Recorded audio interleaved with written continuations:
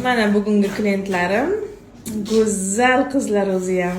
Bular Fatima Zuhrami? Ismlari nima? Mubina Dono.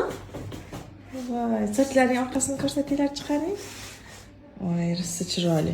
Bittasiniki jigaring, bittasiniki qora. Shu chiroyli. Qani kech qizim sen. Buniki qalin ekan rosa ham. Zo'r ekan, qizim.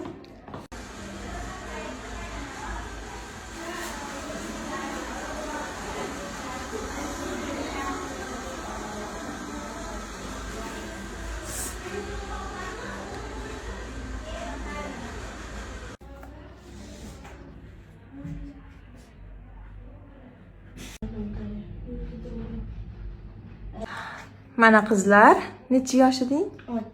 10 yoshli qizimiz Dono, Dononi sochlari vashe chiroyli bo'ldi. Uxodlari bilan birga nanoplastika qildik. Yosh bolalarga mumkin sastavda ishladik qizlar. Juda ham sochi sog'lom, yumshoq, mayin bo'ldi. Mazza qilib yuvib, tarab quritib ketaveradi. Dono, o'zingga yoqdimi soching? Soching o'zingga yoqdimi? Qizlar, mana 12 yoshli qizimizni sochini qaranglar. Nanoplastika qildik, vitamin xodlari bilan posli holati juda ham yaltirab chiroyli chiqdi. Hozir videoga olish jarayonimiz bu.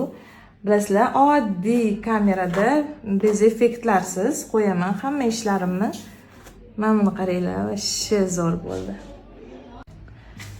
Mana qizlar, 12 yoshli qizimizni sochlari Mubinamidi? Mubinani sochlari juda ham chiroyli bo'ldi.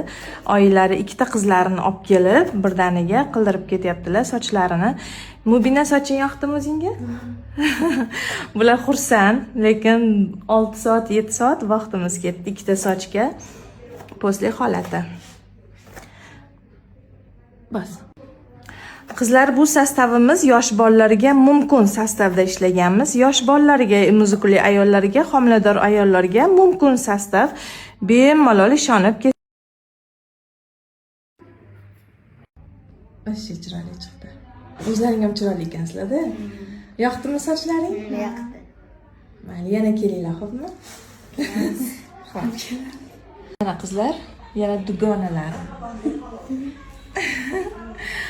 Hamma qizlar bilan maza qilaman-da. Yoqdi soching? Majburlab o'tizib olish qara. Yana kelinglar, xo'pmi? Ikkalang chiroyli ekan-a? Bo'pti. Xayr. Rahmat. Xayr.